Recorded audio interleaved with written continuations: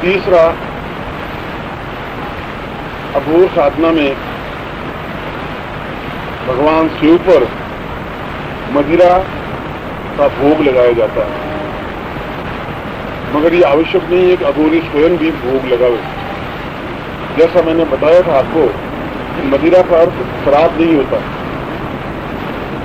मदिरा का अर्थ होता है, या मद्यपान का अर्थ होता है, दूध में गुड़ मिलाकर के जो पेय बनता है उसको शास्त्रीय भाषा में शराब कहते हैं या मद्यपान कहते हैं। जो देवताओं को चढ़ाई जाती है उस प्रकार से बना करके चढ़ाई जाती है।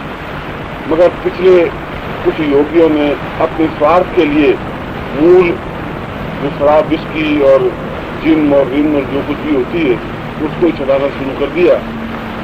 मगर वास्तव में शराब या मद्य का अर्थ वो नहीं है जो कि उन लोगों ने प्रचलित कर दिया है। दूध लेकर के उसमें थोड़ा सा गुड़ मिला दिया जाए तो वह मद्य कहलाता है। चौथा, अघोर साधना केवल संसान में रहकर ही भोजन करे और वहीं जब तक साधना संपन्न नहीं हो जाए तब तक संसान में ही रहे।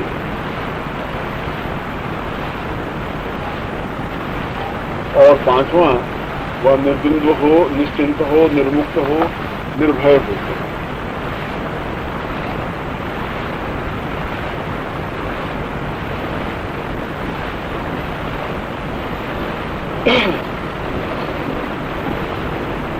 और ये पांचों क्रम कोई भी साधक अपना सकता है। संतान साधना करना या संतान में बैठना कोई बुरा नहीं है। और यदि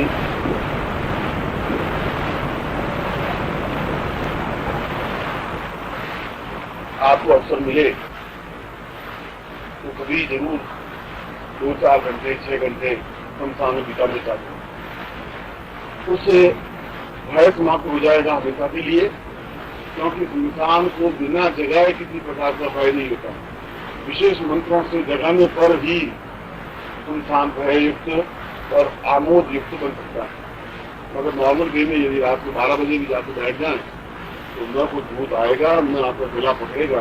इसलिए वो चिंता को मानस में रखने की जरूरत ही नहीं सामान्य रूप, क्योंकि उन योनियों के बारे में यह प्रमाण है कि वे अकारण किसी को नहीं छेड़ती। यदि आप इंसान में खड़े हैं और वे अपने कार्यों में लीन हैं तो आप उनको देखेंगे नहीं, वो आपको देखेंगे भी तो आपको छेड़ेंगे नहीं, आपके पास में निकल जाएंगे, अकारण आपको तकलीफ नहीं देंगे।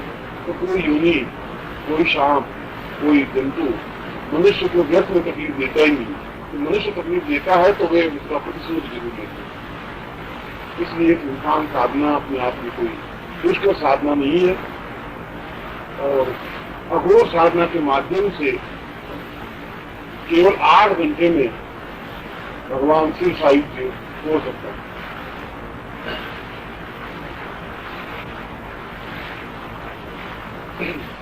किसी भी रविवार की रात्रि को अपने साधना क्रम समझा रहा हूं। किसी भी रविवार की रात्रि को 10 बजे से लगा करके सुबह 6 बजे तक ये साधना संपन्न की जाती है।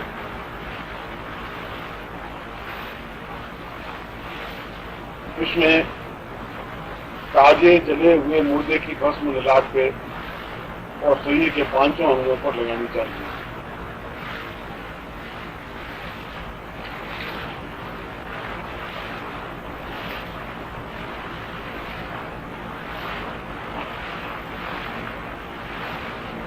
संस्थान में ही बिना आसन के बैठ करके आसन बिछाने की जरूरत नहीं है और शरीर पर लंगोट के अलावा और कोई वस्तु नहीं है। गले में किसी प्रकार की माला नहीं है। यदि माला हो भी तो मुंड माला हो, जो कि पहननी उचित नहीं है, आवश्यक भी नहीं है और जरूरी भी नहीं है।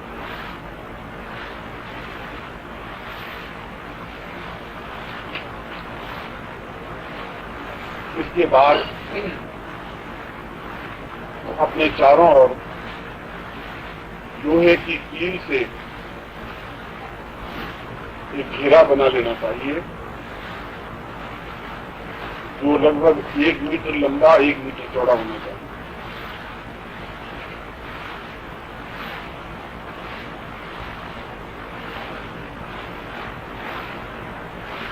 फिर घेरे के बाहर अपने सामने ही उस कील को जमीन में गाड़ देनी चाहिए। ये कील लगभग 10-12 उंगली लंबी होगी।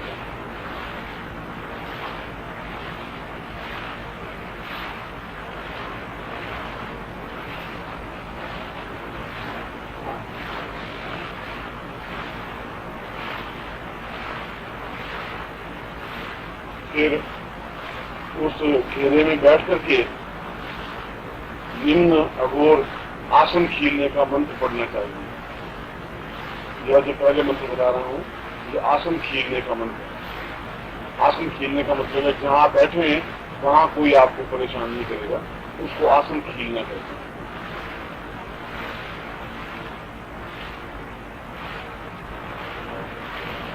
जैसा मैंने बताया वैसा कर लें।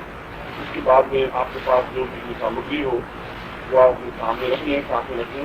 आगे किसी की सामने की जरूरत नहीं है, मगर किसी भी प्रकार के संस्थान में आसन खीलने का यही मंत्र है, या कोई भी साधना हो। इसमें आपके घेरे के अंदर कोई प्रवेश नहीं करेगा, किसी प्रकार की कोई योनि और तकलीफ नहीं देगा, मगर आप स्वयं मुक्त हो, ये जरूरी है। मंत्र है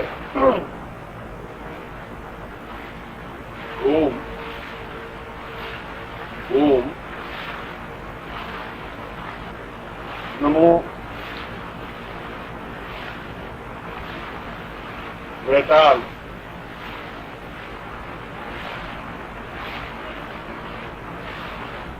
वीर वैताल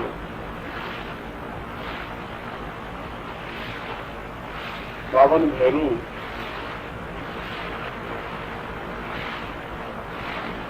बावन भैरू 64 योगिनी रक्षा करे।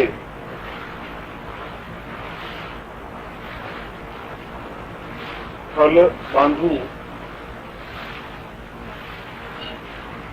आकाश बांधू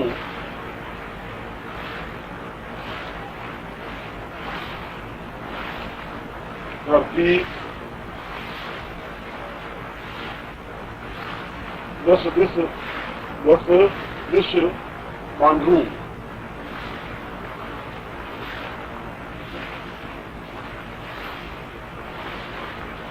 जो कोई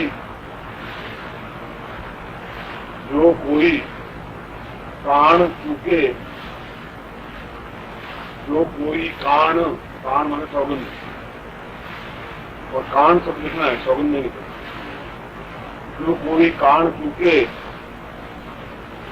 तो अंजनी के पुत्र की दुहाई।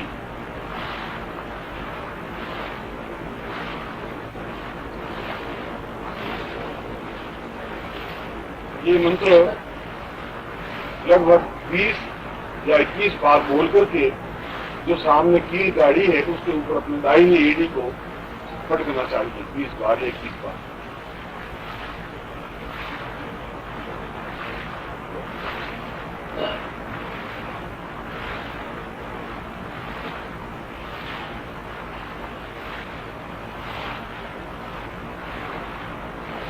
ये आसन भावने का मंत्र। इससे तो आप अपना शरीर और उस स्थल विशेष को जितना भी आपने घेरा बनाया है, या 1 मीटर लंबा चौड़ा है या 1.5 मीटर लंबा चौड़ा है, उसको आप बांध देते। फिर मसान जगाने का मंत्र, उसमें बैठ करके आपको मसान जगाने पड़ेगा। उसमें आप अपने साथ में सरसों लेके जाए, पीली सरसों करीब आधा किलो या पाव किलो।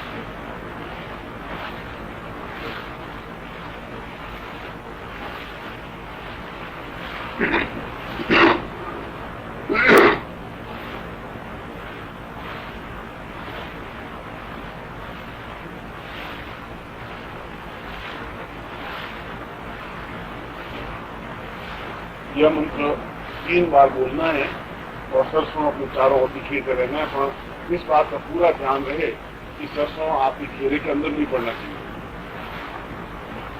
उसको बाहर निकलना है, घेरे के बाहर फेंकना चारों तरफ, मगर मुट्ठी को उस प्रकार से पकड़ना है कि वो सरसों आपके घेरे के अंदर नहीं गिरे, हाथ बाहर निकाल सकते आप और अपना आसन बांधने के बाद यदि एक दो दाने गिर भी जाएंगे तो कोई चिंता वाली बात नहीं है, मगर बाहर ही फेंकने हैं, यथासंभव दाने घेरे के अंदर नहीं गिरे। मसान जगाने का मंत्र।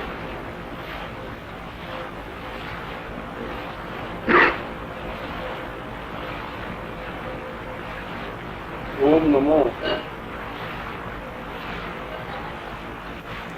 वीरभद्र वैताल काला भैरू गोरा भैरू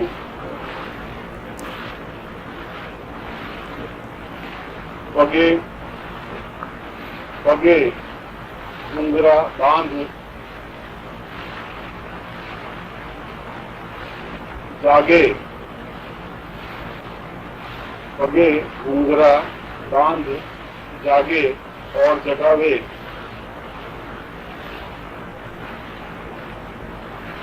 भूत प्रेत पिशाच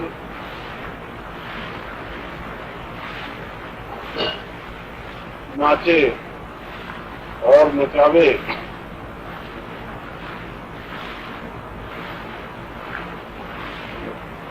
मसान जागे,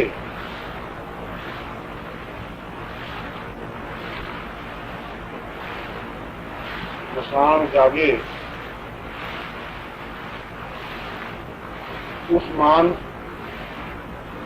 उस्मान मसान,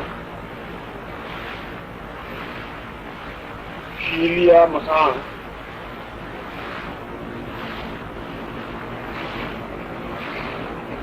छप्पन मसान जगावे,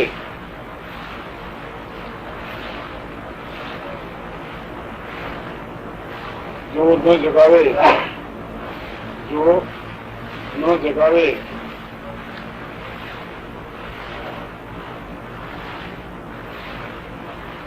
तो काली मैया का वज्र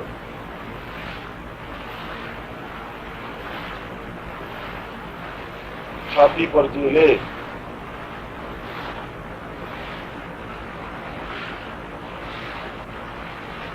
ओम ओम फट। बस ये मंत्र 3 या 4 या 5 बार उच्चारण करने की जरूरत है और मंत्र बोलता रहे और सरसों के दाने चारों ओर बोलता रहे।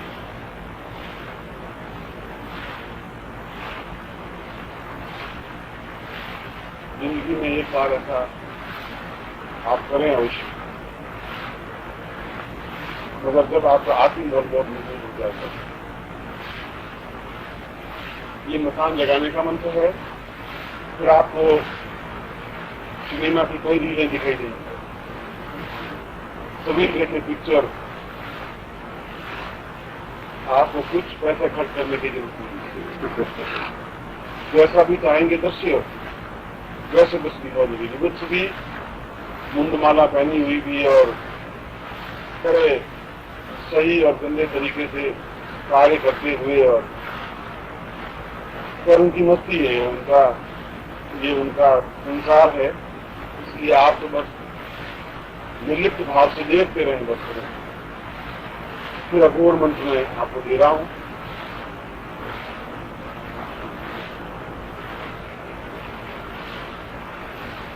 इंसान की जगह और जब देख लें चारों तरफ इंसान जग गया और आवाजें आ रही हैं, तब आप अघोर मंत्र का जाप शुरू करें।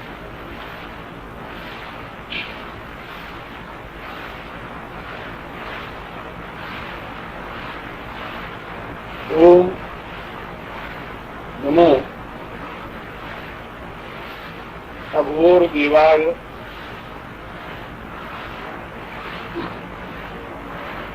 महादेव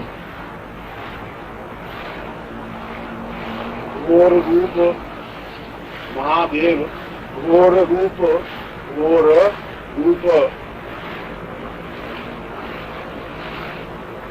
सर्व रूप, भूत प्रेत पिशाच, राक्षस गंधर्व किन्नर,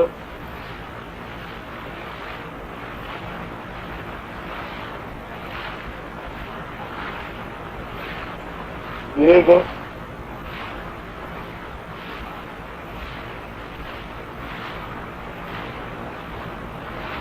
राक्षस गंधर्व किन्नर, देव, आगच्छ, आगच्छ,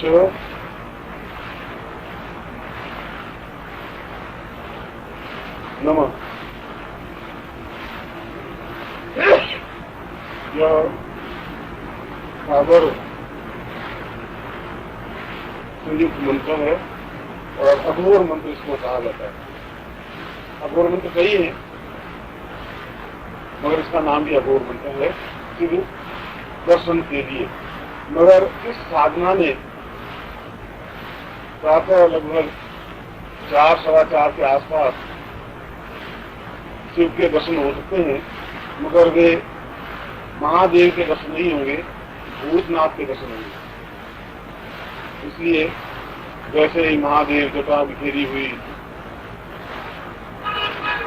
सर्प लपेटे हुए भूत प्रेत पिशाचों के साथ नहीं इस प्रकार से, क्योंकि अघोरों के वही आराध्य है, मगर अत्यंत शांत, सौम्य, कठोर नहीं, क्रूर नहीं, मगर उनका स्वरूप वैसा ही होगा जैसा विवाह करने के अवसर पर वे गए। भूतनाथ, भूतनाथ का मतलब है भूत प्रेत पिशाचों के साथ में बस में लगाई हुई, जटा बिखेरी हुई, कुर्सी नेत्र खुला हुआ, अत्यंत ही आनंददायक मुद्रा, प्रसन्नदायक मुद्रा। क्योंकि जल्दी ही देखना है, इससे जल्दी और कोई दूसरा ऐसा मंत्र नहीं है जिससे कि कम से कम समय में, कम से कम परिश्रम में आप सिद्धि प्राप्त करें। इसमें वरदान मांगने वाली कोई बात नहीं है, वो आवे रात हाथ उठ वरदान मांगे, ऐसा इसमें कुछ बात नहीं है। केवल दर्शन वाली बात है, आप दर्शन कर सकते हैं और जी भर के तृप्त होकर के दर्शन कर सकते हैं। वरदान की हमारी दर्शन ही अपने आप में वरदान है, कामना नहीं है। ये अघोर साधना का एक स्वरूप है और इसमें पुरुष और स्त्रियां दोनों ही कर सकती हैं, मगर दोनों साथ नहीं कर सकती। इस बात का ध्यान है, एक ही घेरे में पुरुष और स्त्री दोनों बैठ करके साधना नहीं कर सकते, या दो पुरुष बैठ करके भी साधना नहीं कर सकते, अलग अलग घेरों में बैठ करके कर सकते। एक घेरे में एक ही साधक बैठ सकता है।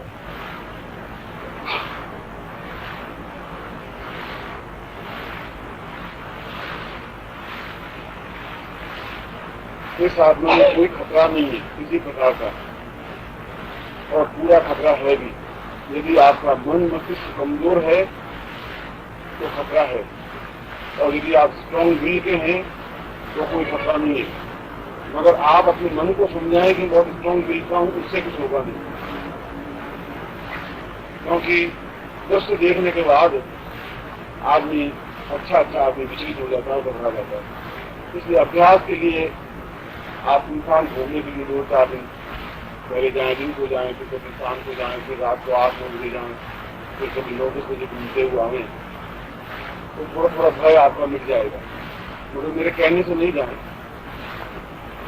आपकी जब आत्मा और आपके परिवार वाले दें तब जाए, और परिवार वालों को पूछेंगे तो वो स्वीकृति देंगे ही। मगर ये मंत्र अच्छा है, महत्वपूर्ण है और श्रेष्ठ साधना है, दिव्य साधना। और आप कोई प्रश्न करना चाहेंगे जो मैं बताना नहीं चाहता था, वही आपने पूछ लिया, क्योंकि आपने उस मसान जगा तो दिया, बंद तो आपने जब करोगे नहीं तो आप वहां से धीरे से निकल नहीं पाओगे। और फिर तो आपकी हालत हो जाएगी खराब। इसलिए मैं इस सवाल पूछने बताना ही नहीं चाहता था। मैंने कहा देखें क्या करते हैं, क्योंकि उसको किसी को मसान को जागृत करना तो बहुत आसान है। अब उसके बाद मसान को वापिस शांत करोगे तो निकल पाओगे मेरे से। चारों तरफ तो आपके एक भक्त लोग खड़े होंगे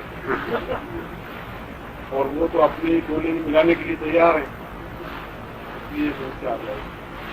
इसलिए इंसान शांत करने का मंत्र नहीं हो सकता।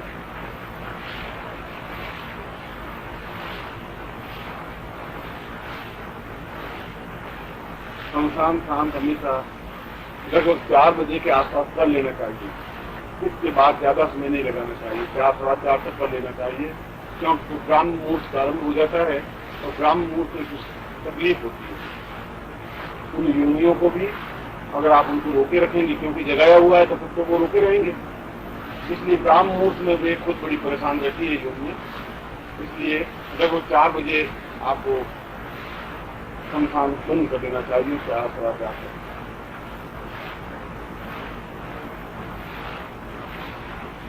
शमशान बंद करने का मंत्र ओम हिडिंबा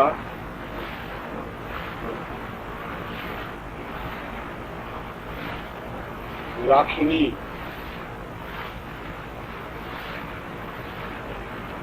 भूत प्रेत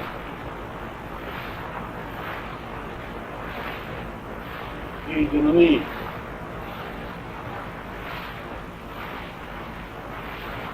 परिवार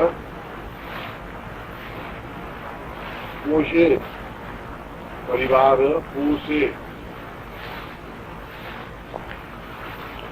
शांत करे,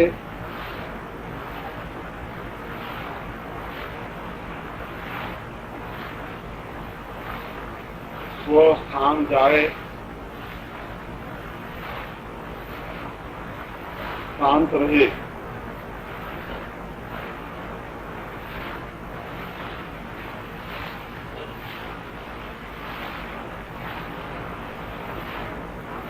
आदेश गुरु को सबज साचा पिंड साचा गुरु मंत्र ईश्वरो वाचा।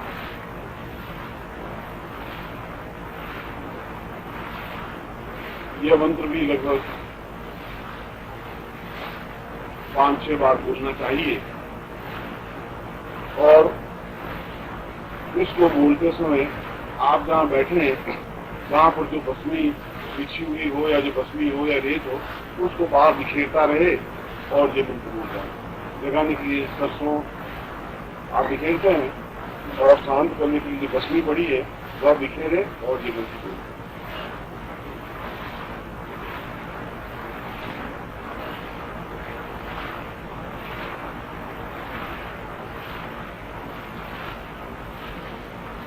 आपके सिविल श्रृंखलाओं में एक शमशान साधु रखने के लिए इंसान मुकाम सबको ले जाना चाहिए। तो वहाँ 7 दिन का वही कैंप ले जाना चाहिए इंसान के बीच में। बहुत ध्यान रहा नहीं थोड़ा तकलीफ की होती नहीं और भय आपका मिट जाता। कम से कम और कुछ नहीं होता, क्योंकि जब इतने लोग होते थे तो भी भय नहीं होता। अकेला आदमी होता तो भय होता और कोई प्रश्न आता है।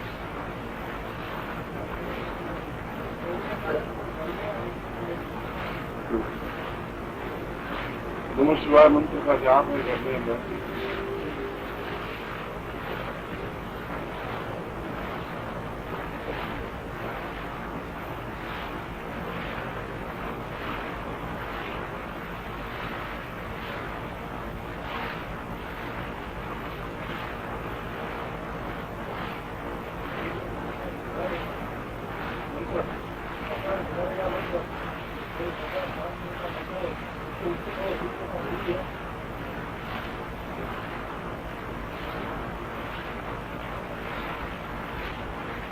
मगर फिर भी मेरी आपको राय है कि आप आत्मबल मजबूत न नहीं जाए, क्योंकि मन बड़ा चंचल रहता है और गुरु के साथ या कोई अच्छा योगी सन्यासी हो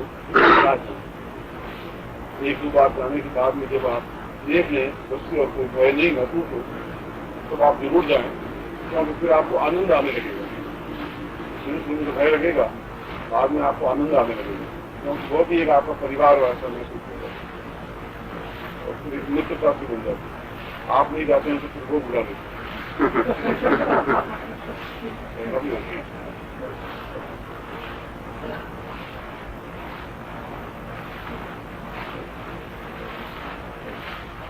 मगर मनुष्यों से ज्यादा सभ्य वे योनियां, मनुष्यों से ज्यादा वे सुसंस्कृत योनियां।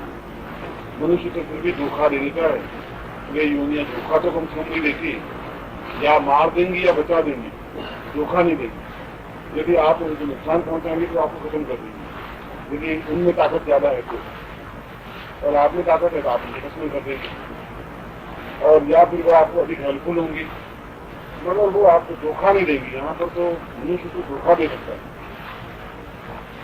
मनुष्य का विश्वास करो वो तो तुम आगे, वो ऐसा नहीं करेंगे। इसलिए इन मनुष्यों से वे योनियां सभ्य हैं, सुसंस्कृत हैं और समझदार।